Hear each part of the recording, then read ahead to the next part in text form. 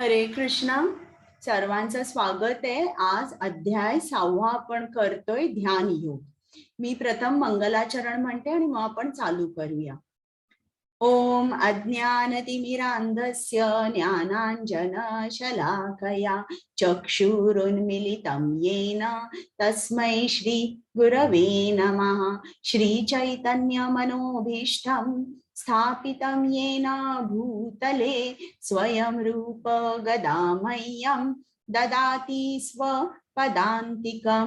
नम ओं विष्णुपादाय कृष्ण पृष्ठाय भूतले श्रीमते भक्ति वेदांत स्वामी इति नामिने. नमस्ते सारस्वते देवे गौरवाणी प्रचारिणे निर्विशेष शून्यवादी पाश्चात्य देश तारिणे.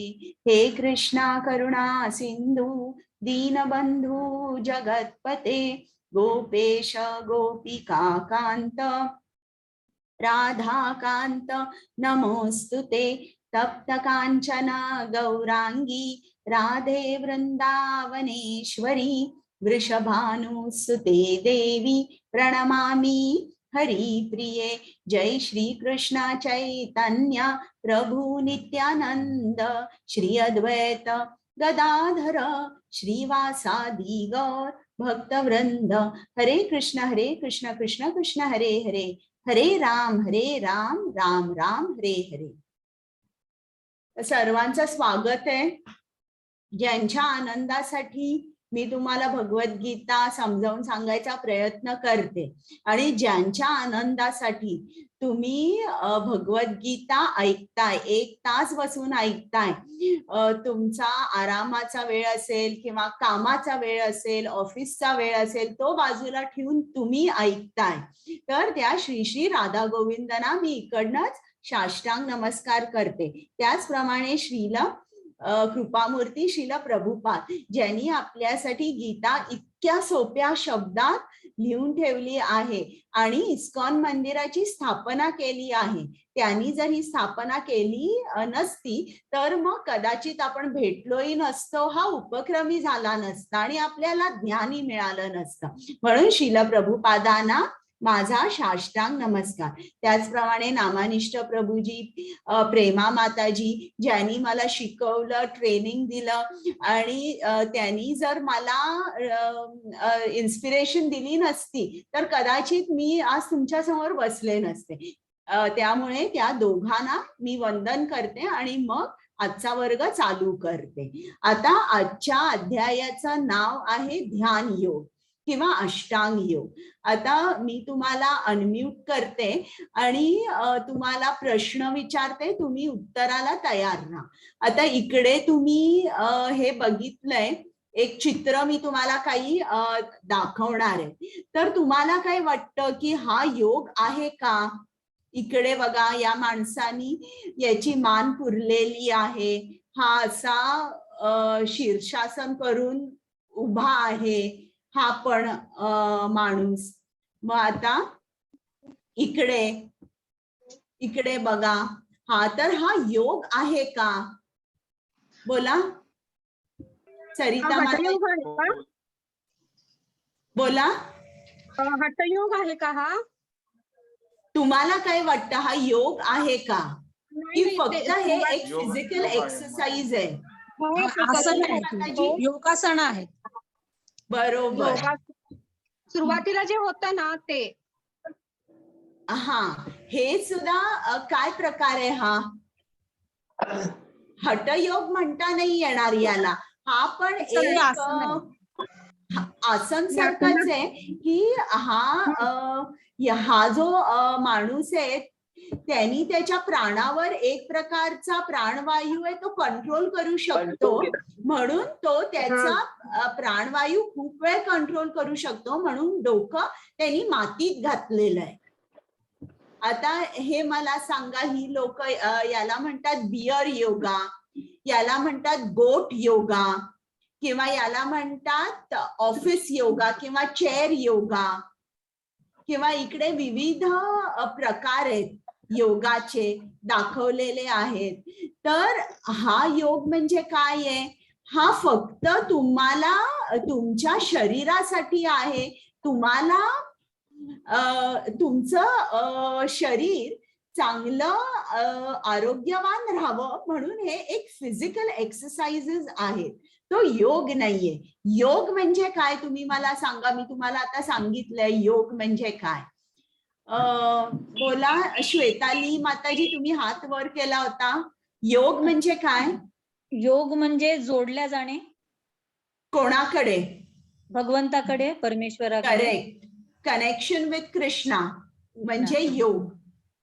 तर आता आपण इकडे कृष्ण काय सांगतोय अष्टांग योगाबद्दल इकडे आपण जाणून घेऊया. हा, तर अष्ट म्हणजे 8. हा, अष्टांग योग म्हणजे 8 अंगांचा योग. योग म्हणजे इकडे त्यांनी मिलन लिहिलंय, पण योग म्हणजे कृष्णाशी कनेक्ट होणे, कृष्णाशी जोडणे. आता ही 8 अंग कुठली आहेत? तर यम, नियम, आसन, प्राणायाम, प्रत्याहार, धारणा, ध्यान आणि समाधी. आता आपण थोडं थोडं प्रत्येकाचं बघूया की यम म्हणजे काय. आता तुम्ही मला कोणीतरी इकडे आर्ट ऑफ लिव्हिंगचा एक प्रश्न विचारला होता, तर तुम्ही आहात का इकडे? आर्ट ऑफ लिव्हिंग मध्ये त्यांनी ते सांगतात की आमच्याकडे या. तर एनिवे, तर मी आता चालू करते. यम. यम म्हणजे काय की एक एक्सटर्नल डिसिप्लिन म्हणता येते त्याला, की आपल्याला काही नियमांचं पालन करावं लागतं. ज्याप्रमाणे एक विद्यार्थी असतो, जर त्याला शाळेत जायचं आहे तर त्याला शाळेत जाण्यासाठी युनिफॉर्म लागतो. शाळेत जेव्हा तो जातो तेव्हा त्याला ठराविक वेळांचं पालन करावं लागतं. शाळा जर 9ला असेल तर 9च्या अगोदरच त्याला पोचावं लागतं, 10 मिनिटं तरी कमीत कमी. तर त्याचप्रमाणे आपल्याला सुद्धा जर अष्टांग योगाने आपल्याला कृष्णाकडे पोचायचं असेल तर काही यम, नियम, आसन, प्राणायाम हे सगळी ही सायकल आहे. यमापासून स्टार्ट होते. आपण प्राणायाम पासून स्टार्ट करू शकत नाही, मध्येच आपण स्टार्ट करू शकत नाही. तर यम म्हणजे काय? या 10 गोष्टींचं पालन करावं लागतं. त्या कुठल्या 10 गोष्टी आहेत? अहिंसा, सत्य, अस्तेय, ब्रह्मचर्य, अपरिग्रह, शौच, संतोष, स्वाध्याय, जप आणि ईश्वर प्रणिधानी. हे सगळं आपल्याला करावं लागतं. त्याला म्हणतात यम. आणि हे डिटेलमध्ये तुम्ही वाचू शकता. आता आपण डिटेलमध्ये जाणार नाहीये यम काय आहे, नियम काय आहे असं. तर पुढचा पुढची जी पायरी आहे त्याला म्हणतात नियम. नियम म्हणजे काय की आपण जी आपली काही ज्या आपल्या आपण खाणं म्हणा किंवा आपलं झोपणं म्हणा, ते जे सगळं आहे ते आपण रेग्युलेट करतो, कंट्रोल करतो. म्हणजे असं नाही की आपल्याला झोप आली तर आपण खूप वेळ झोपायचं नाही. आता आपल्याला कृष्णाकडे जायचंय, मग आपण हे सगळं कंट्रोल करतो. आपलं खाणं पिणं हे सुद्धा आपण कंट्रोल ठेवतो. त्याला म्हणतात नियम. ही इंटरनल डिसिप्लिन झाली, बरं का. मग त्याच्यानंतर यम मध्ये मी तुम्हाला सांगायला विसरले की मुख्य सर्वात जे आपल्याला पालन करावं लागतं ते म्हणजे एकटं राहावं लागतं. कुठेही जाऊन, म्हणजे जंगलामध्ये किंवा पर्वतावर जाऊन, हिमालयावर जाऊन आपल्याला एकटं राहावं लागतं. आणि जेव्हा आपण एकटे राहतो तेव्हाच आपण या सगळ्या गोष्टींचं पालन करायला आपल्याला सोपं जातं. अहिंसा, सत्य, ब्रह्मचर्य, अस्तेय, शौच, संतोष, स्वाध्याय वगैरे सोपं जातं. त्याच्यामुळे एकटं आपल्याला राहावं लागतं. नियमाचं मी तुम्हाला सांगितलं की तुमचं खाणं, पिणं, झोपणं हे सगळं रेग्युलेटेड लागतं, खूप जास्त नाही. सगळे आपले खाण्याचे जे हॅबिट्स असतात ते हळूहळू आपल्याला कंट्रोल करावे लागतात. म्हणजे कुठलंही, उदाहरणार्थ आपण स्पायसी किंवा तेलकट गोष्टी खायच्या नाही. तर हे जेव्हा आपण करतो तेव्हा नियम पाळतो. मग आसन, आसन म्हणजे काय की आपण एका ठराविक पोश्चर मध्ये बसायचं. मग ते कसं बसायचं, आपण आपली मान ताठ पाहिजे, पाठीचा कणा ताठ पाहिजे आणि तुमचे डोळे अर्धे उघडे अर्धे बंद पाहिजेत. आणि कुशगवताचं एक आसन लागतं. त्या आसनावर जास्त करून हरणाची जी कातडी असते ती घालतात आणि खूप शांतपणे बसून मन एकाग्र करायची प्रॅक्टिस करावी लागते. आणि मन जर असं आपलं विचलित झालं की परत ते आपण फिक्स करायचं, म्हणजे फोकस करायचं. तर त्याला म्हणतात आसन. मग पुढचं जे आहे त्याला म्हणतात प्राणायाम. तर प्राणायाम म्हणजे तुम्हाला माहितीये की ब्रेथ कंट्रोल म्हणजे प्राणायाम. तर प्राणायाम मध्ये इकडे अष्टांग योगी काय करतो की त्याचा जो उश्वास आहे तो त्याचं रूपांतर श्वासात करतो आणि श्वास जो आहे त्याचं रूपांतर उश्वासात करतो. म्हणजे थोडक्यात तो त्याचा जो श्वास आहे त्याचा फ्लो जो आहे तो टोटली रिव्हर्स करतो. त्याला म्हणतात प्राणायाम. आणि असं केल्याने तुमच्या ज्या शरीराच्या ज्या ऍक्टिव्हिटीज असतात ना त्या खूप स्लो डाऊन होतात. म्हणजे उदाहरणार्थ तुमचा पल्स एक असतो किंवा हार्ट रेट असतो तो एकदम कमी होतो, म्हणजे जितका हवा तितका होतो. तर तुम्हाला माहितीच आहे ना प्राणायामनी वगैरे बीपी चांगल्यापैकी कंट्रोल होतो. तर त्याला प्राणायाम म्हणतात. मग प्राणायाम नंतर पुढची जी स्टेज आहे त्याला म्हणतात प्रत्याहार. प्रत्याहार म्हणजे काय की तुमची जी इंद्रिय आहेत ना ती प्रति म्हणजे विड्रॉ, आत घेणे. इंद्रिय जी आहे ना ती पूर्ण संयमित ठेवणे.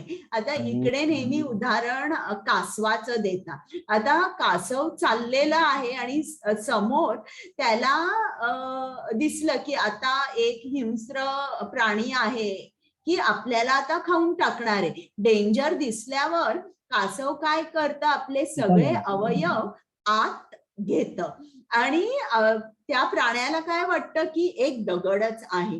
त्याचप्रमाणे प्रत्याहार म्हणजे काय, हा जो माणूस असतो त्याच्या जर आजूबाजूला किंवा असं त्याला इंद्रिय सुखांचा भोग दिसला की तो लगेच ती जागा सोडून जातो किंवा तिकडे तो थांबत नाही.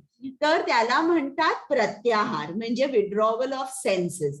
त्याच्यानंतर जेव्हा तुम्ही तुमची इंद्रिय फुल्ली कंट्रोल करतात तेव्हाच तुम्ही धारणा किंवा कॉन्सन्ट्रेशन किंवा मनाची एकाग्रता किंवा फोकस या पायरीवर जाऊ शकता. आणि इकडे तुम्ही आपण जे सगळे कृष्णाकडे जायला निघालो तर श्रील प्रभुपाद लिहितात की ही आपण जे काय करतोय ती प्रॅक्टिकली धारणा आहे, म्हणजे स्पिरिच्युअल कॉन्सन्ट्रेशन आहे. आपण काय करतोय, आपल्या डोळ्यांनी कृष्णाचा अर्च विग्रहाकडे बघतोय. आता तुम्ही काय करताय, तुमच्या कानानी मी जे काय बोलते ते ज्ञान ग्रहण करताय. मग तुम्ही तुमच्या जिव्हेनी काय करता, महामंत्राचा जप करता. तुम्ही तुमच्या हातानी काय करू शकता, कधी संकीर्तनासाठी टाळ वाजवू शकता किंवा मंदिरात जाऊन सेवा करू शकता. तर तुम्ही जेव्हा तुमची सगळी इंद्रिय जी आहेत ती कृष्णासाठी वापरता तेव्हा आपण सगळे या स्टेजला आहोत, धारणा. आणि जेव्हा धारणा वर म्हणजे जेव्हा तुमचं माइंड फोकस होतं कृष्णावर, मग त्याच्या पुढची स्टेज म्हणजे ध्यान. मग ध्यानामध्ये तुमचं मन जरा सुद्धा विचलित होत नाही. ज्याप्रमाणे एक पणती आपण समजा जर अशी खिडकीच्या जवळ ठेवली, वारा आला तर ती वात कशी होते किंवा ती पणती कशी होते, ती जी वात जी असते किंवा जो दीप असतो तो हलतो आणि थोडा मोठा थोडा छोटा असं होतो.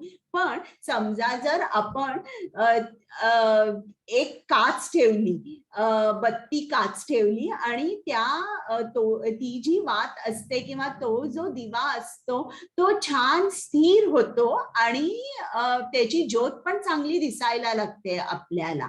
म्हणजे काय की जेव्हा आपण या स्टेजला पोहोचतो तेव्हा आपण जरा सुद्धा, आता इकडे मी वाऱ्याचं उदाहरण दिलं.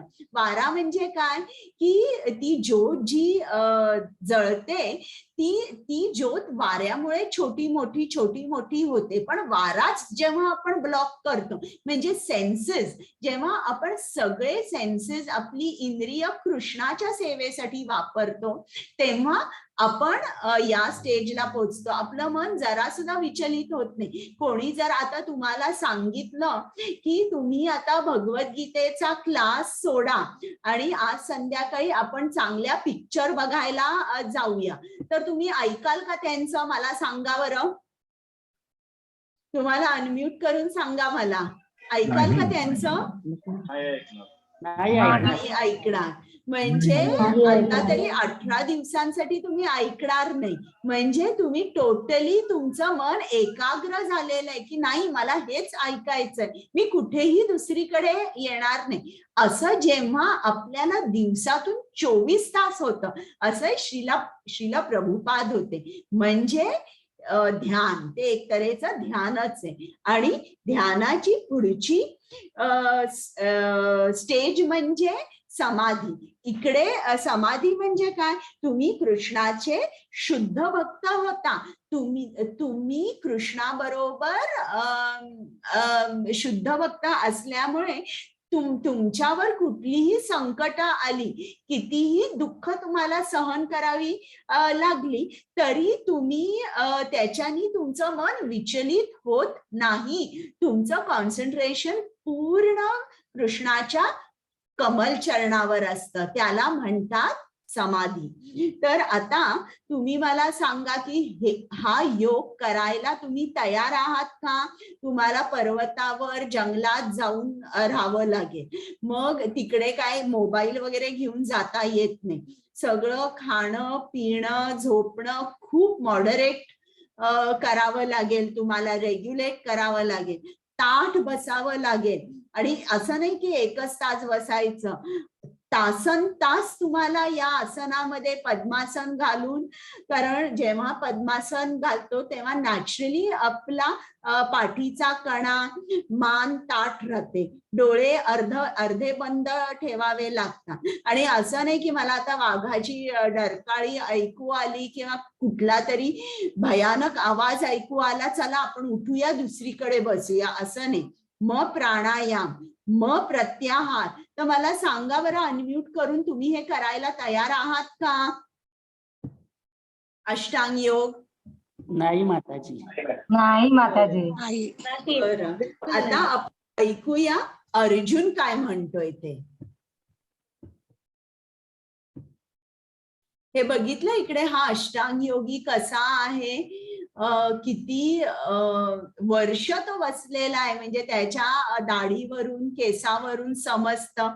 आणि किती कमी खात असेल, फक्त त्याचा शरीर आणि आत्मा हे एकत्र राहावे इतकंच तो खात असेल. सगळी हाडं दिसतायत त्याची.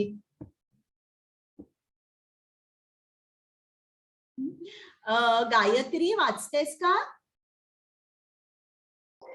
हरे कृष्णा माताजी. हा वाचते मी. त्याने निर्जन स्थळी एकांतवास करावा व दक्षतेने मनावर नियंत्रण ठेवावे. नियम 6.17 आहार, निद्रा, कार्य व मनोरंजन हे संयमित राखण्याची सवय करावी. आसन 6.11 ते 14 जमिनीवर कुश, गवतावर हरिणाच्या चर्माचे आच्छादन करावे.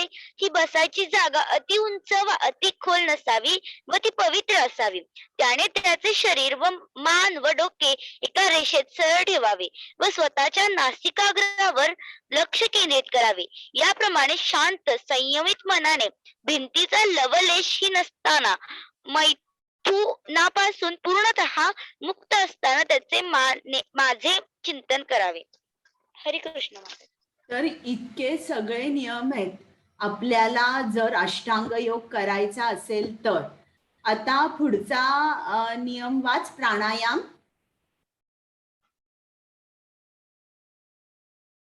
गायत्री. हा माताजी.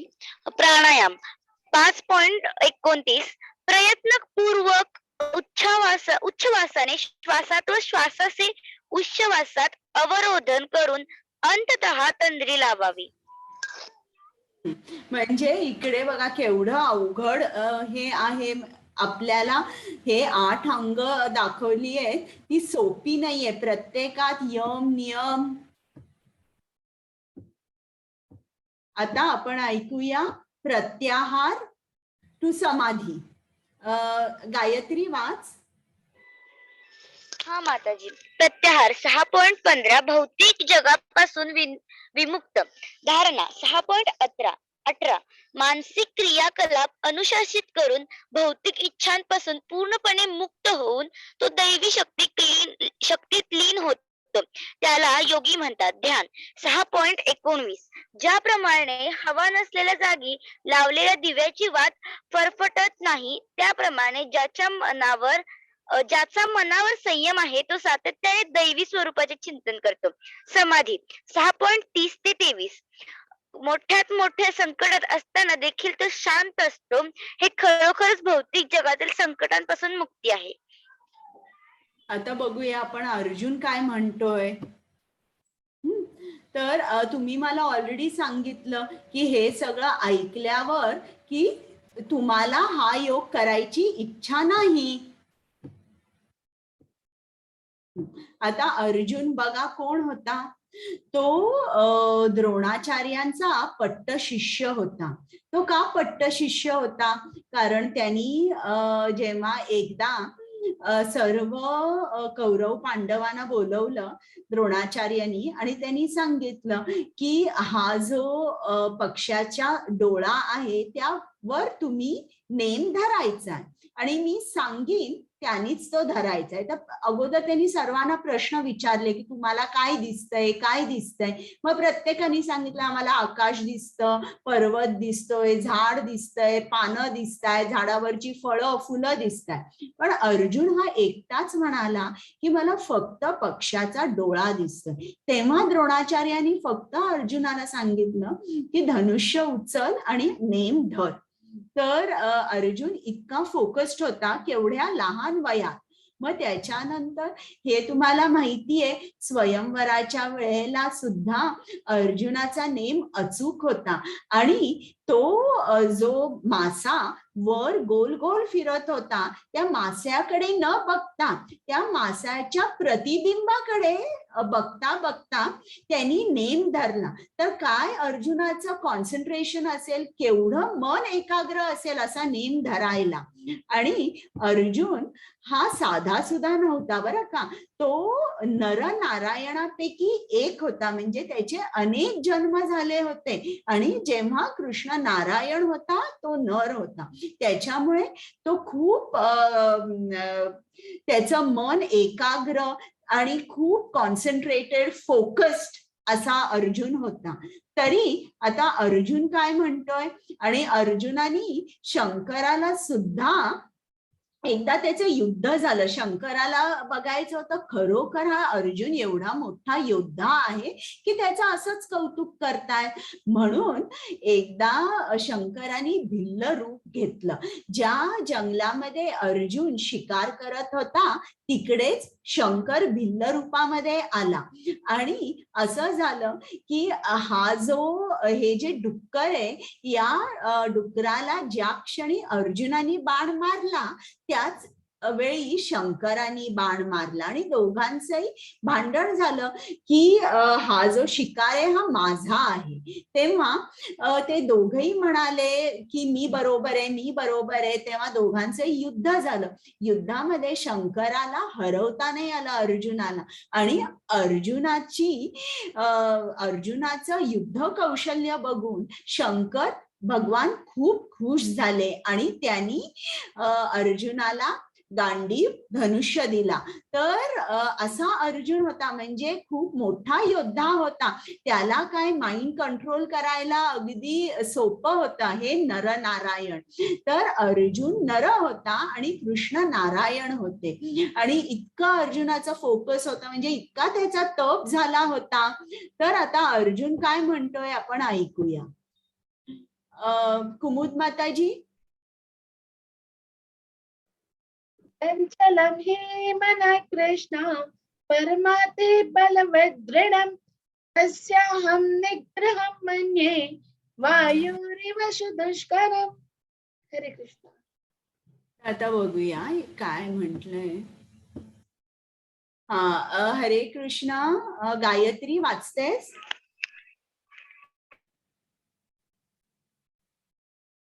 हरे कृष्ण. मन अतिशय चंचल, वेगवान, हट्टी व बलवान असून त्याला संयमित ठेवणे हे मला वायूवर नियंत्रण ठेवण्यापेक्षा अधिक कठीण वाटते. माताजी मला प्लीज को-होस्ट बनवा ना. ओके.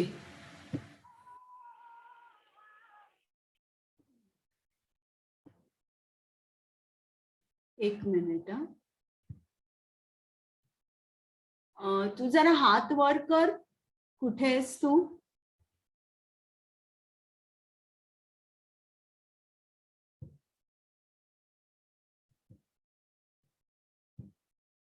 हा, मी करते को-होस्ट. तर आता अर्जुनाने म्हटलंय मला तर काही शक्य नाहीये. माझं मन कसं आहे, माझं मन चंचल आहे, हट्टी आहे आणि बलवान आहे. त्याच्यामुळे एक वेळ वायूवर नियंत्रण करणे सोपे आहे, पण मी माझ्या मनावर एवढं नियंत्रण करू शकत नाही. म्हणजे अर्जुनाने क्लिअरली सांगितलंय की तू हे जे काय सांगतोयस कृष्णा ते माझ्यासाठी नाहीये. आता अर्जुन जो एवढा मोठा योद्धा, इतकं ज्याचं माइंड फोकस्ड होतं, तो असा म्हणतोय, मग आपलं काय?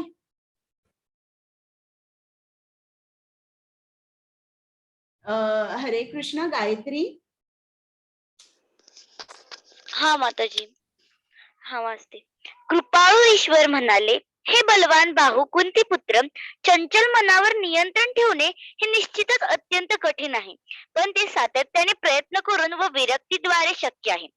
ज्याचे मन अनियंत्रित आहे त्याच्यासाठी स्वरूप सिद्धी कठीण आहे. तथापि ज्याचे मन नियंत्रित आहे व जो योग्य साधनांनी प्रयत्न करेल त्याला यश नक्कीच प्राप्त होईल. हरे कृष्ण माताजी.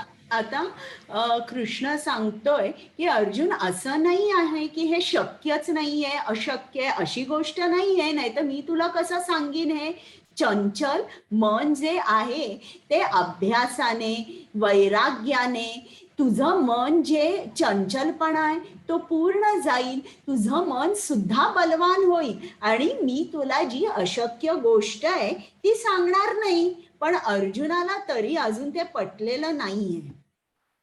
आता मला सांगा, तुम्ही मन तुमचा शत्रू आहे की मित्र आहे? तुम्हाला अनम्यूट करायला येतंय ना? सांगा बरं मला, तुम्हाला काय काय वाटतंय? श्वेताली माताजी. दोन्ही आहे, शत्रू पण आहे आणि मित्र पण आहे. बरं. आणि इतरांना कोणाला बोलायचंय?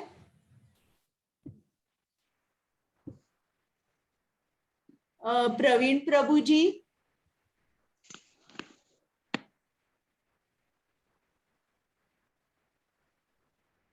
शिल्पा माताजी. शत्रू पण आहे आणि मित्र पण आहे. चालेल. आणि कोणाला बोलायचंय? आशिष गुणे प्रभूजी, शत्रू कधी आहे आणि मित्र कधी आहे? मित्र कमी शत्रू जास्त. बरं, चालेल. बरं, आता बहुतेक करून सर्वजण हेच उत्तर देतात की मन म्हणजे दोन्ही आहे, शत्रू पण आहे आणि मित्र पण आहे. पण एक लक्षात घ्या की आपलं मन हे नेहमी आपला शत्रू असतं. तर शत्रू मन का असतं? कारण ज्यांनी आपल्या मनाला जिंकले आहे. मनाला जिंकणं म्हणजे काय? सगळी इंद्रिय आपल्या कंट्रोलमध्ये ठेवणं, किंवा सगळी इंद्रिय जेव्हा नियंत्रित असतात तेव्हा आपण म्हणू शकतो आपण मनाला जिंकले. बरं, नुसती इंद्रिय नियंत्रित असून मन काय तुमचा मित्र होणार आहे का? नाही. मन तुमचा मित्र कधी होणार आहे? जेव्हा तुम्ही 24 तास कृष्णाबद्दल विचार करता, त्याचं स्मरण करता, त्याच्यासाठी सेवा करता. जेव्हा तुम्ही अकर्म करता तेव्हा मन तुमचा मित्र असतं. पण आपल्या बाबतीत असं नसतं. आपण झोपताना तर आपल्याला एक मोठी सबब आहे, मी झोपले होते म्हणून मी कृष्णासाठी काही सेवा करू शकले नाही, मी जप करू शकले नाही, ही सबब असते. पण जेव्हा आपण जागे असतो, आता तुम्ही असं धरा की आपण 14-15 तास जागे आहोत. त्या 14-15 तासांमध्ये तुम्ही पूर्ण 14 तास किंवा पूर्ण 15 तास कृष्णाला तुमच्या स्मरणात ठेवू शकता का? मला उत्तर द्या. तुम्हाला अनम्यूट करायला येतंय? उत्तर द्या मला तुम्ही. पूर्ण चैताली माताजी. बरेच वेळा ते शक्य होत नाही. नाही होत. नाही, म्हणजे आपण जबरदस्त जेव्हा बसतो की मला जप करायचा आहे तेव्हा आपण ते स्मरण ठेवू शकतो. तो सुद्धा जप करताना समजा जर तुम्हाला सांगितलं 1 तास आता आपण सगळे बसून जप करूया, तुम्हाला काही काम नाहीये, माझ्या घरी या, तुम्ही जप करा आणि मी सगळं जेवण करते. आता तुम्हाला काही काम नाहीये, रविवार आहे, ऑफिसचं काही काम नाही, तरी तुमचं मन त्या 1 तासात कृष्णाचा पूर्ण विचार करू शकता की इकडे तिकडे भटकतं? सांगा. इकडे तिकडे मग बरोबर, म्हणजे मन आपला शत्रू आहे. मन का आपला शत्रू आहे? कारण मन आपल्याला कृष्णाला विसरण्यासाठी भाग पाडतं आणि आपल्याला कुठे घेऊन जातं? ओढून आपल्याला भौतिक ठिकाणी घेऊन जातं. माझी मुलं, माझी आई, माझे सासू सासरे, माझा नवरा, माझी पत्नी, किंवा माझा पैसा, माझी नोकरी, माझं प्रमोशन, ही लिस्ट आहे, एंडलेस आहे, कधीही संपणार नाही ही लिस्ट. तर या ठिकाणी मन आपल्याला खेचून घेऊन जातं आणि आपण जातो. म्हणून मन आपला शत्रू आहे. आता श्रीमद भागवतम मध्ये 10वा स्कंद आहे, तिकडे गोपी आहे, त्यांचं इतकं प्रेम असतं कृष्णावर, इतकं प्रेम असतं की ते ब्रह्मदेवाला जणू काही शाप देतात आणि सांगतात की ब्रह्मा तू काय बरं, तू सृष्टीचा निर्माता आहेस, तुला पूर्ण ज्ञान आहे, कृष्ण कोण आहे, मग तू असं कसं मानवाला निर्माण केलंयस की त्याच्या डोळ्यांना पापण्या असल्यामुळे त्याला सारखं एका मिनिटातून कितीदा डोळे त्याला बंद उघड करावे लागतात. त्या लव मात्र किंवा निमिष मात्र सुद्धा आम्हाला कृष्ण तेव्हा दिसत नाही, आमच्या समोर असून सुद्धा आम्हाला दिसत नाही. तर इतकं त्यांना कृष्णावर प्रेम होतं की आपण म्हणतो निमिष मात्र, म्हणजे डोळे बंद करून उघडेपर्यंत सुद्धा ते त्यांना कृष्ण हवा होता त्यांच्या समोर की असं. तर आपल्याला असं होतंय का? नाही. म्हणून आपलं मन काय आहे? आपला शत्रू आहे. गायत्री वाचतेस का? हा माताजी, मात्र स्क्रीन दिसत नाही. दिसत नाही. हा माताजी. ज्याने आपल्या मनाला जिंकले आहे असं पाहिजे. हा माताजी. हा हा ज्याने आपल्या मनाला जिंकले आहे त्याचे मन त्याचा उत्तम मित्र आहे, पण ज्याला असे करता आले नाही त्याचे मन त्याचा सर्वात मोठा शत्रू आहे. तर इकडे सांगितलेलं आहे की थोडक्यात म्हणजे काय की मन हे आपला मित्र कधी आहे की जेव्हा आपण कृष्णाला कधीही विसरत नाही तेव्हा मन आपला मित्र आहे, नाहीतर शत्रू आहे. आता कृष्णाने सांगितलंय अर्जुनाला की मन जे आहे जो अष्टांग योग मी सांगितलेला आहे तो करण्यासारखा आहे. कसा?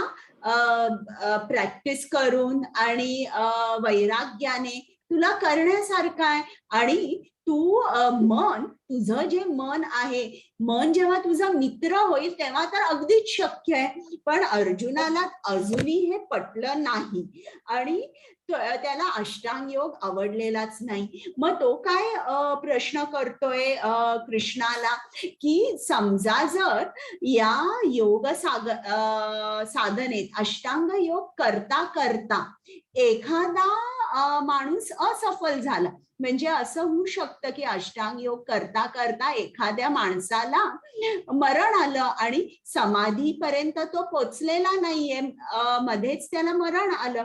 मग अशा माणसाचं काय होईल? तर तू हे जे काय सांगतोयस मला तरी अवघड वाटतंय, हे पूर्ण करणं अवघड आहे. मग अशा माणसाचं काय होईल? मग कृष्ण आपल्याला इकडे सांगतोय 6.41 6.42 मध्ये. गायत्री वाचतेस का? हा माताजी.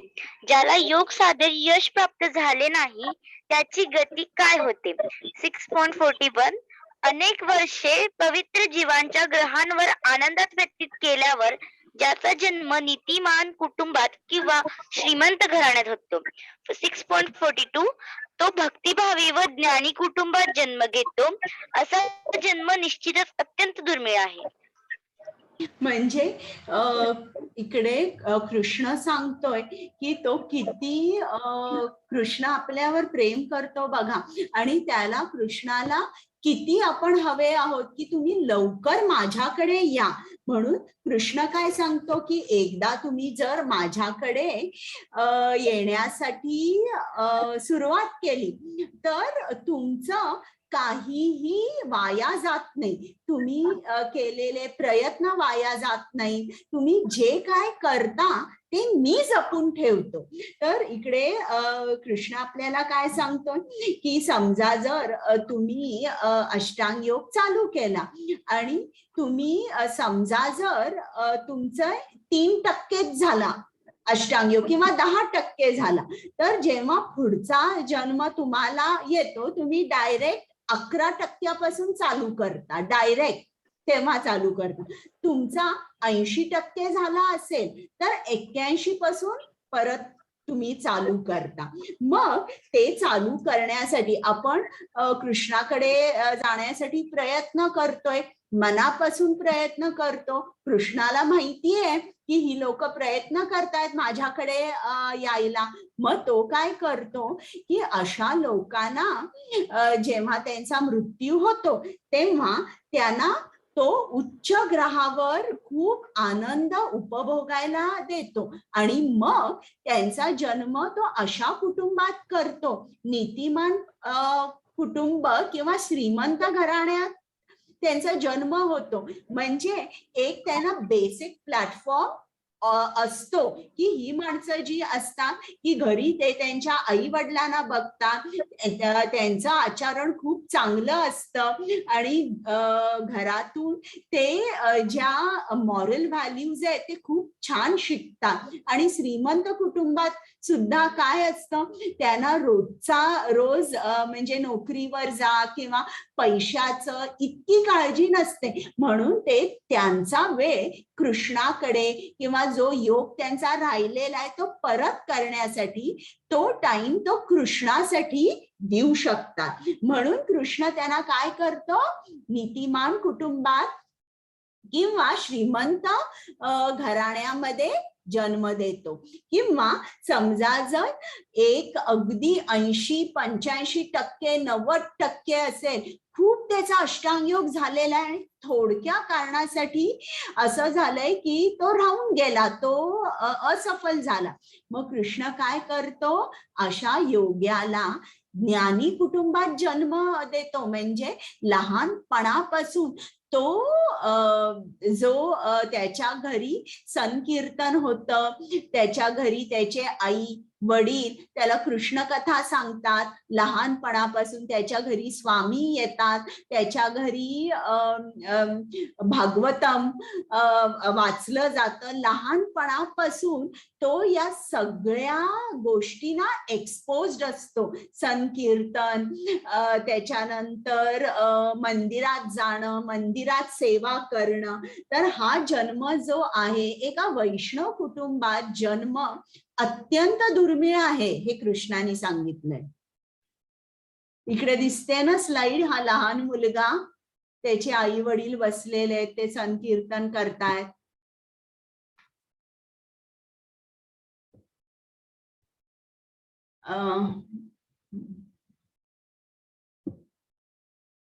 आता इकडे त्यांनी एक शिडी दाखवली आहे. तर ही शिडी म्हणजे कुठली शिडी आहे, की योग अनेक तऱ्हेचे असू शकतात. तर प्रथम जो म्हणजे एकदम खालची जी पायरी आहे, ही स्लाइड जरा दिसत नाहीये नीट, त्याला म्हणतात कर्मयोग. मग कर्मयोग झाल्यानंतर, खूप कर्मयोग झाल्यानंतर माणूस शोधायला लागतो की मी कोण आहे आणि कृष्ण कोण आहे, कृष्णाचं माझं नातं काय आहे. आणि तो पुस्तक उघडतो, वाचतो, तेव्हा त्याला ज्ञानयोगी म्हणतात. मग ज्ञानयोगीच्या पुढची जी पायरी आहे तो म्हणजे अष्टांग योग. फक्त ज्ञान मिळवून उपयोग नाही, काहीतरी ऍक्टिव्हिटी तर करायला पाहिजे आपण, आणि ते कृष्णाने सांगितलंय ते आचरण करायला पाहिजे. मग ते आचरण करायला, कृष्णाचं स्मरण करण्यासाठी तो माणूस अष्टांग योग करायला लागतो. मग अष्टांग योग खूप पुढे केल्यावर त्याला खूप कृष्णाची सेवा करायची असते, आणि त्याची चित्तशुद्धी जेव्हा पूर्ण होते तेव्हा तो भक्ती योग करायला लागतो. तर भक्ती योग जो आहे हा टॉपमोस्ट आहे, आणि आपण डायरेक्टली कर्म, ज्ञान, अष्टांग योग न करता एखादा माणूस डायरेक्टली कृष्णाचा भक्त होऊ शकतो, भक्ती योग करू शकतो.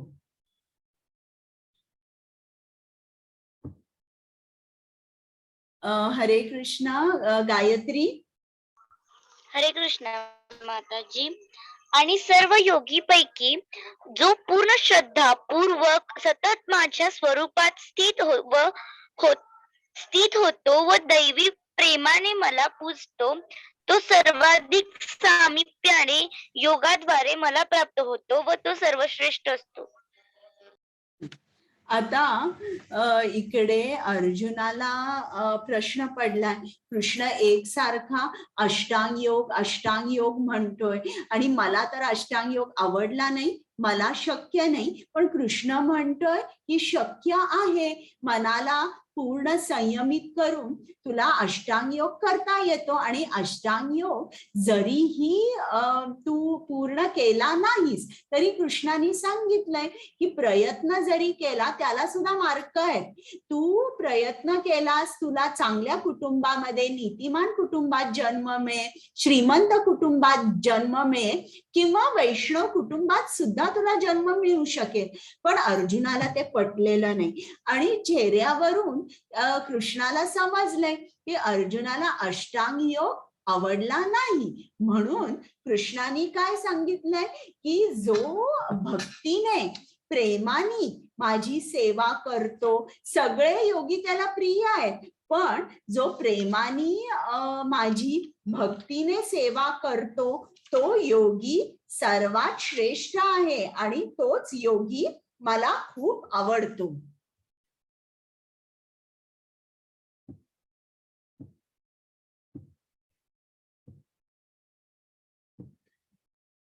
हा आता इकडे थोडेसे आपला जो मंत्र आहे मी जरासं म्यूट करते म्हणजे आवाज नाही येणार.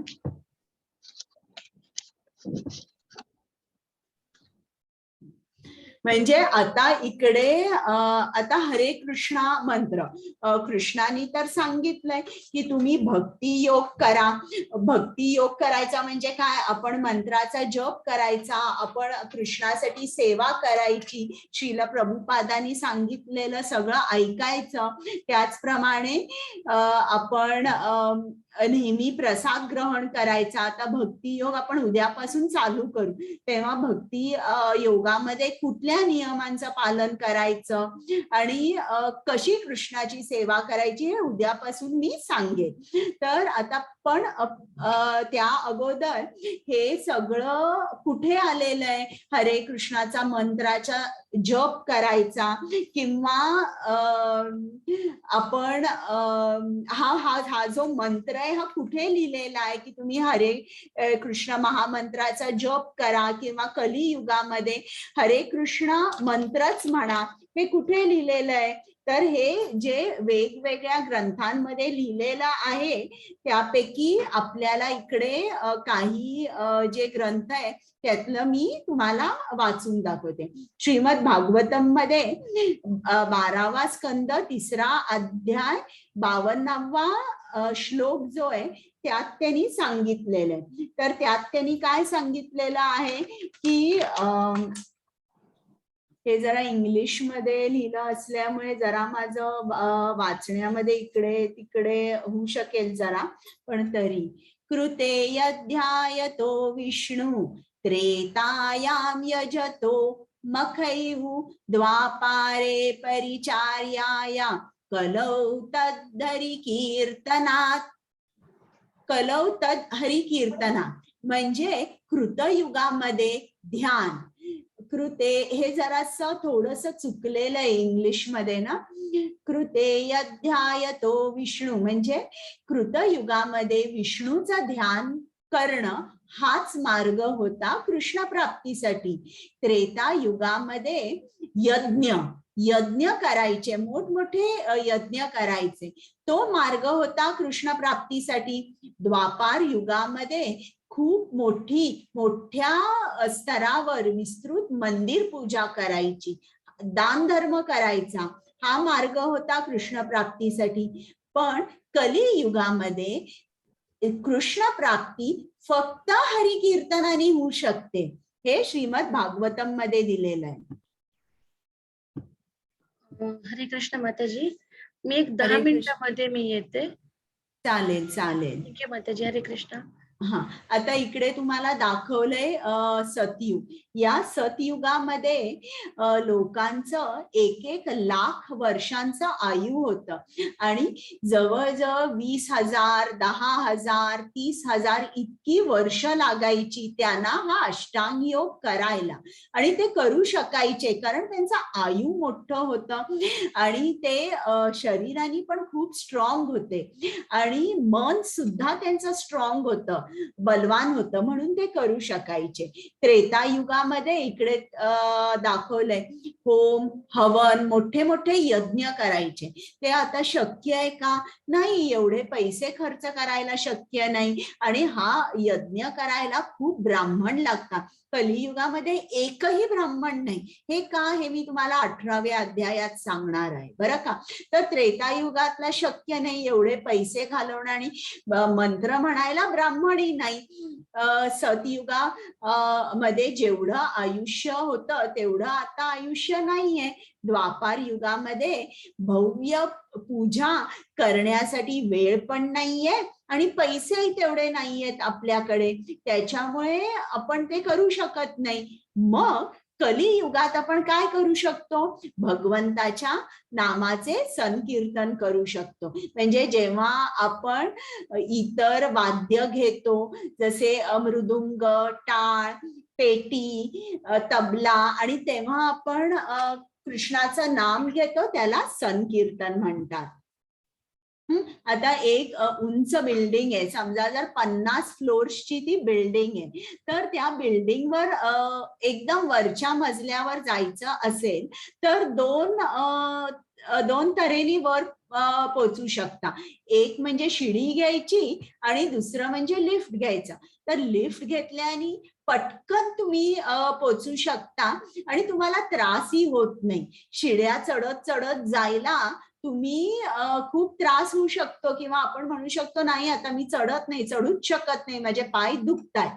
त्याचप्रमाणे भक्ती योग म्हणजे अशी लिफ्ट घेतल्यासारखी आहे, डायरेक्ट खूप सोपं आहे आणि करण्याजोगं आहे. आता आपण बघूया मंत्र म्हणजे काय. मंत्र म्हणजे 2 शब्द आहेत, मन आणि त्रायते. मन आणि त्र म्हणजे काय, त्रायते हा संस्कृत शब्द आहे आणि त्रायते किंवा त्रचा अर्थ म्हणजे डिलिव्हरी. तर मन ज्याप्रमाणे आता आपण सगळेजण कोविडच्या वेळेला बिग बास्केट अमेझॉन मधून डिलिव्हरी मागत होतो ना, आणि त्यांचं वाहन येऊन ते सगळं ते डिलिव्हरी बॉईज घरी डिलिव्हरी द्यायचे. त्याचप्रमाणे आता आपली जी डिलिव्हरी आहे ती कृष्णाकडे कोण करणार आहे, मन करणार आहे. आपलं मन आपल्याला कृष्णाकडे घेऊन जातं. मग ते कसं घेऊन जातं, तुम्ही काय केलं पाहिजे, तुम्ही जप केला पाहिजे. हरे कृष्णा कृष्ण कृष्ण हरे हरे, हरे राम राम राम हरे हरे. मग तुम्हाला जप तुम्ही संकीर्तन सुद्धा करू शकता. कधीतरी आपल्याला गाणी ऐकायला खूप आवडतात तर तुम्ही कृष्णाचं संकीर्तन करू शकता. म्हणून आता मी आपला वर्ग सुरू व्हायच्या अगोदर कीर्तनाला बोलवते माझ्या मैत्रिणींना.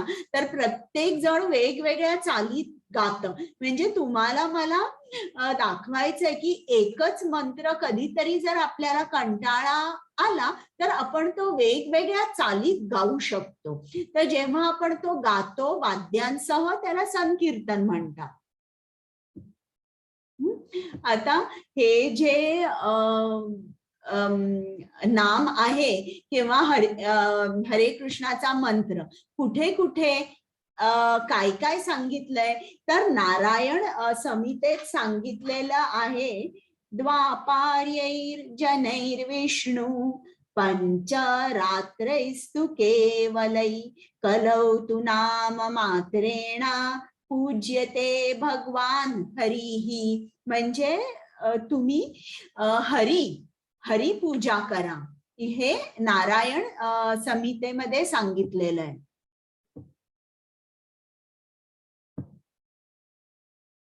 आता हरे कृष्णा हा मंत्र स्पेसिफिकली कुठे आलेला आहे, कली संतरण उपनिषदामध्ये हा या मंत्राचा रेफरन्स आहे. हा मंत्र आहे की हा मंत्र तुम्ही म्हणा.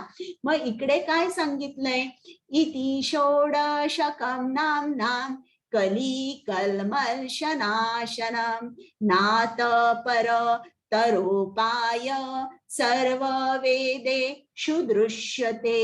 म्हणजे त्यांनी सांगितलंय तुम्ही या 16 अक्षर असलेल्या मंत्राचा तुम्ही कलियुगामध्ये जप करा.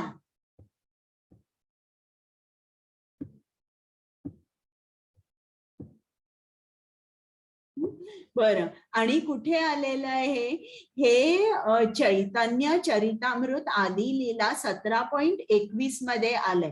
काय लिहिलेलं आहे, हरैर्नाम हरैर्नामैव केवलम कलौ नास्ति एव नास्ति एव नास्ति एव गतीर अन्यथा. म्हणजे कलियुगामध्ये हरिनाम फक्त हरिनाम, केवळ हरिनाम हाच मार्ग आहे कृष्ण प्राप्तीसाठी. दुसरा कुठलाही मार्ग नाही, अन्य कुठलाही मार्ग नाही. म्हणजे जसं काय ओरडून सांगितलंय, हरिनाम फक्त हरिनाम हेच तुम्ही घ्या.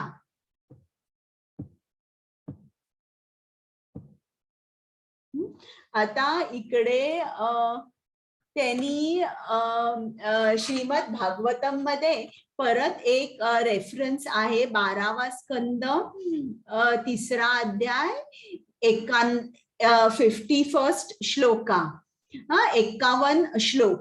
तर तिकडे काय दिलेलं आहे, कलेर्दोष निधे राजन नस्ति येक्यो महान गुणः कीर्तनात एव कृष्णस्य मुक्त संग परम व्रजेत. हे जरा मला वाचायला अवघड जाते कारण काही काही शब्द ना इंग्लिश मध्ये वाचायला येत नाहीयेत. तर हे परत सांगितलंय की कलियुगामध्ये खूप दोष आहेत, तरी पण एक चांगली गोष्ट आहे, एक चांगला महान गुण आहे कलियुगातला, तो म्हणजे काय की फक्त कृष्णाच्या कीर्तनाने तुम्ही मुक्त होऊ शकता, तुम्हाला कृष्ण प्राप्ती होऊ शकते. बरं, भगवद्गीतेमध्ये हे कुठे दिलेलं आहे हे आपण करणार आहोत. यज्ञानाम जप यज्ञोस्मी, म्हणजे सर्व यज्ञांमध्ये मी पवित्र नामांचा जप आहे. तर हे भगवद्गीता 10वा अध्याय 25वा श्लोक आहे.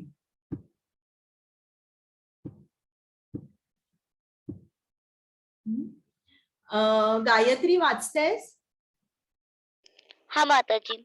हे प्रभू, हे परमेश्वर, तुझ्या नामात सर्व जीवांचे कल्याण आहे व म्हणून तुझी अनेक नावं आहेत, जसे कन्हैया, गोविंदा. तुझ्या नावात तुझ्या सर्व शक्ती आहेत व तुझ्या नामस्मरणाचे काहीही कडक नियम नाहीत. तर हे चैतन्य चरितामृत अंत्यलीला 20.16 यात आहे. मग आता आपल्याला श्रील प्रभुपाद सांगतात की जप सुरू करण्या अगोदर तुम्ही पंचतत्व मंत्राचा जप करा. जय श्री कृष्ण चैतन्य प्रभू नित्यानंद श्री अद्वैत गदाधर श्री वासादी गौर भक्तवृंद. आता चैतन्य महाप्रभू म्हणजे हे कृष्णच होते, हे इकडे श्री कृष्ण चैतन्य. हे जे आहेत हे बलराम आहेत, ते प्रभू नित्यानंदच्या रूपात आहेत. मग हे आहेत हे अद्वैत प्रभू आहेत, हे गदाधर आहेत आणि हे श्रीवास प्रभू आहेत. तर असे हे पंचतत्व आहेत की ज्यांचे आपण आशीर्वाद घेतो आणि मग महामंत्राचा जप करतो. मग एक माळ संपली की परत म्हणायचं जय श्री कृष्ण चैतन्य प्रभू नित्यानंद श्री अद्वैत गदाधर श्री वासादी गौर भक्तवृंद. मग दुसरी माळ, परत तिसरी माळ करायच्या अगोदर हा मंत्र म्हणायचा आणि परत माळ करायची. आणि महामंत्राचा जप आपण कसा करायचा की तो आपण तोंडाने बोलायचं. किती मोठ्याने बोलायचं, आपल्याला ऐकता येईल इतकं, दुसऱ्यांना त्रास होईल इतकं जोरात बोलायचं नाही. प्रत्येक शब्दाचा स्पष्ट उच्चार जो आहे तो तसा ऐकू आला पाहिजे. असं नाही फास्ट करता करता, म्हणजे फास्ट सुद्धा असं केलं पाहिजे की प्रत्येक शब्द स्पष्ट समजला पाहिजे. असं नाही हरे कृष्ण असं नाही झालं पाहिजे. कृष्ण कृष्ण हरे हरे, राम राम हरे हरे, म्हणजे फास्ट म्हणताना सुद्धा आपण स्पीड असा ठेवला पाहिजे की आपल्याला प्रत्येक स्पष्टाचा शब्द उच्चार जो आपण करतो तो ऐकू आला पाहिजे.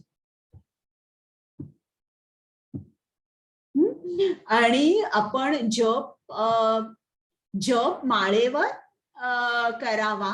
आणि इकडे तुम्हाला कुठल्याही इस्कॉन मंदिरात तुम्हाला जपमाळ तर मिळेलच, पण त्याच्याबरोबर तुम्हाला एक जपमाळ ठेवण्यासाठी बॅग पण मिळेल, त्याला गोमुखी पण म्हणतात. तर ती बॅग तुम्ही घ्यावी आणि जपमाळ आदरपूर्वक त्याच एका ठिकाणी ठेवावी. असं नाही कुठे टेबलावर पडलेली आहे, पलंगावर पडलेली आहे, असं करू नये. भक्तिभावाने एकाग्र मनाने जपमाळेवर जप करावा. आता तुम्ही जप कधीही करू शकता. त्याला कुठल्याही स्थानाचं, कुठल्याही वेळेचं बंधन नाही. कुठल्याही दिशेकडे तोंड करून तुम्ही जप करू शकता. पण श्रील प्रभुपाद म्हणतात की पहाटे ब्रह्ममुहूर्ताच्या वेळी जप करणे खूप श्रेयस्कर आहे. ब्रह्ममुहूर्त म्हणजे साधारण 4 ते 6 आणि प्रॅक्टिकली जर तुम्ही बघितलं तर या वेळेला आपल्या घरी फोन येत नाही, बेल वाजत नाही, त्याच्यामुळे शांतता असते. आपण जास्त छान फोकस ठेवून हा जप करू शकतो. बरं, त्याला स्नानाचीही काही हे नाही आहे, रूल नाहीये की तुम्ही आंघोळ केल्यानंतरच जप करू शकता. उठल्या उठल्या नुसते हातपाय जरी तुम्ही धुतले, तोंड धुतलं म्हणजे जरा फ्रेश वाटतं आणि लगेच जपाला बसू शकता.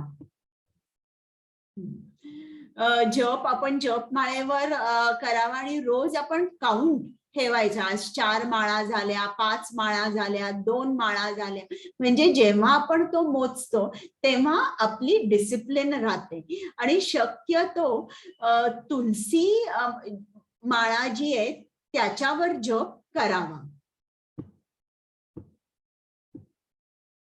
आता जप कसा नाही करायचा, की जप असा नाही करायचा की आता मी तुम्हाला दाखवते ही जपमाळ आहे. आता एक जो मणी आहे ना, त्या मणीवर मी म्हणते हरे कृष्ण कृष्ण कृष्ण हरे हरे, हरे राम राम राम हरे हरे असं म्हणायचं. असं नाही हरे कृष्ण कृष्ण कृष्ण हरे हरे आणि दुसऱ्या मणीवर हरे राम राम राम हरे हरे हरे हरे असं नाही. एक जो मणी आहे त्याच्यावर पूर्ण मंत्र म्हणायचा. हरे कृष्ण कृष्ण कृष्ण हरे हरे, हरे राम राम राम हरे हरे. आणि मी तुम्हाला दाखवलंय की हा जो मणी आहे याला कृष्णमणी किंवा मेरुमणी म्हणतात. याच्यावर जप करायचा नाही आणि हा मणी ओलांडायचा नाही. शेवटपर्यंत जेव्हा तुम्ही आल्यावर माळ फिरवायची, म्हणजे शेवटचा मणी जो होतो तो पहिला मणी होतो. पुस्तक वाचताना, टीव्ही बघताना जप करू नये. मग जप केल्याचे आता काय फायदे आहे की आपल्याला खूप आनंद मिळतो.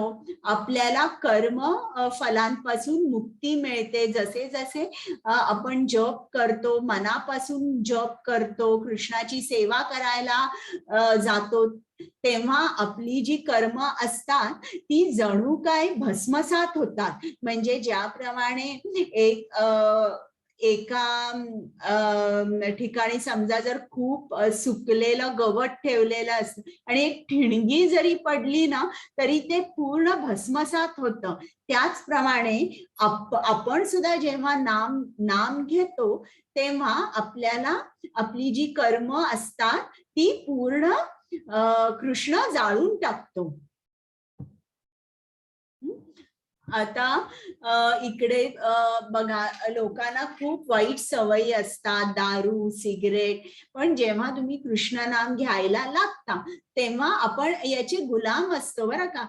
आपण याच्यातून मुक्त होतो आणि आपल्या बघा इकडे चेहऱ्यावर या लोकांच्या केवढा आनंद दिसतोय आणि किती आनंदाने ते नाम घेतायत, सण कीर्तन करतायत. तर आपल्याला आनंद मिळतो. चिंता, स्ट्रेस, अँझायटी याच्यापासून आपल्याला कम्प्लीट रिलीफ मिळतो.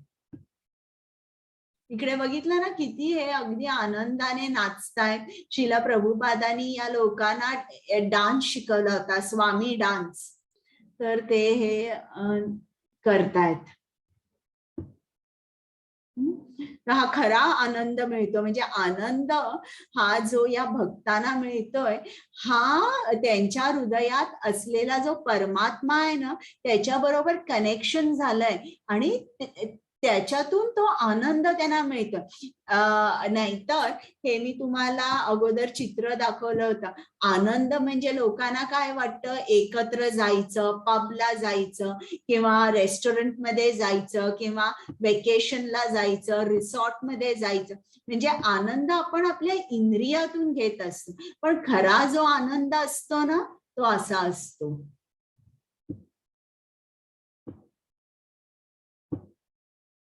आता इकडे अनेक लोकांना खूप कृष्णापासून नाम घेतल्याने शिला प्रभुपादांनी त्यांना सांगितलं की तुम्ही हरिनाम घ्या, कृष्ण नामाचा जप करा.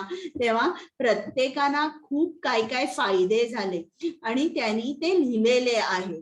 तर महामंत्राचा जप सुरू केल्यापासून सर्व काही मला अनुकूल असे घडायला लागले. हे कोण आहे? Jean Claude Halich. आता हे जे आहेत हे फोर्ड कंपनीचे मालक आहेत, अल्बर्ट फोर्ड. तर ते शिला प्रभुपादांचे भक्त होते, शिष्य होते आणि त्यांनी एका इंडियन बाईशी लग्न केलं. इकडे बघितलं का, त्यांनी केवढा छान फोटो लावलाय शिला प्रभुपादांचा. आणि त्यांनी सांगितलं की हा जो जप, हरे कृष्ण मंत्राचा जप मी जेव्हा सुरू केला तेव्हा माझ्या आयुष्यावर त्याचा खूप मोठा प्रभाव पडला. खूप त्यांचं आयुष्य बदललं शिला प्रभुपादांनी. मग आता हे सुद्धा काही काही आपले इंडियन इंडस्ट्रियलिस्ट आहेत, त्यांना सुद्धा हरे कृष्ण मंत्रापासून खूप आनंद मिळाला, समाधान मिळालं. हे ऋषिकेश मफतलाल त्यांनी सांगितलं की त्यांना आत्मविश्वास, मनशांती मिळाली. आता इकडे बघितलं, ही एक कुठली तरी युरोपियन मॉडेल आहे. तर ही अगोदर कशी दिसायची आणि आता बघा किती फरक पडलेला आहे. जेव्हा ती भक्त झाली कृष्णाची, चेहऱ्यामध्ये केवढा आनंद आहे जो इकडे काही नाही आहे.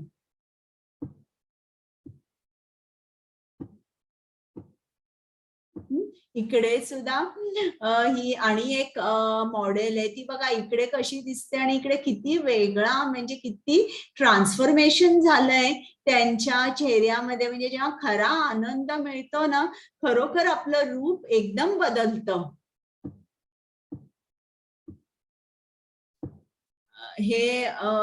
हे परत आणि कोणीतरी, हा नेव्हल ऑफिसर आहे, त्यांनी पण सांगितलंय की हरे कृष्णाचा मंत्र म्हटल्यानंतर त्याच्या आयुष्यामध्ये खूप बदल घडला, चांगला बदल. हा आर्मी ऑफिसर आहे, ब्रूस क्लीनबर्ग.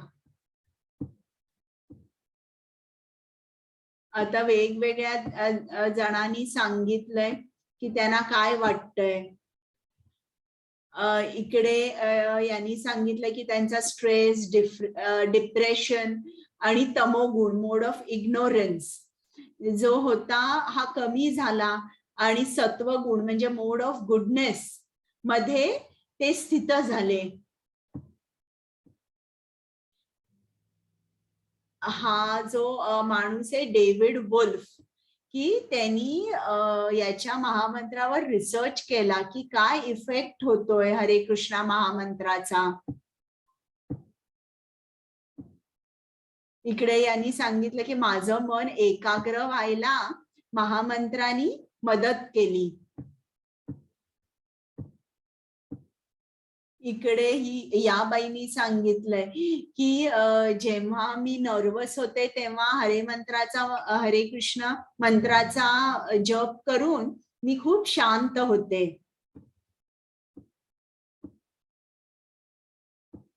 तर असं खूप लोकांनी सांगितलंय की त्यांना खूप चांगलं वाटतंय हरे कृष्ण मंत्राचा जप करून.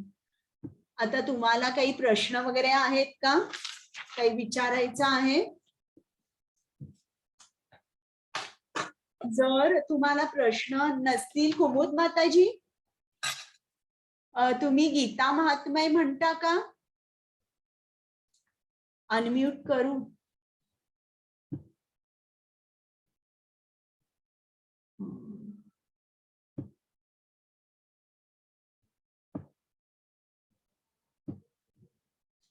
हरे हरे कृष्ण माताजी. हो माताजी. मी, माझं इंटरनेट recording- कनेक्शन जरा लूज होऊन गेलेलं, म्हणजे मी कदाचित एक्झिट होऊन गेली असेल मी माताजी. हा. ओके.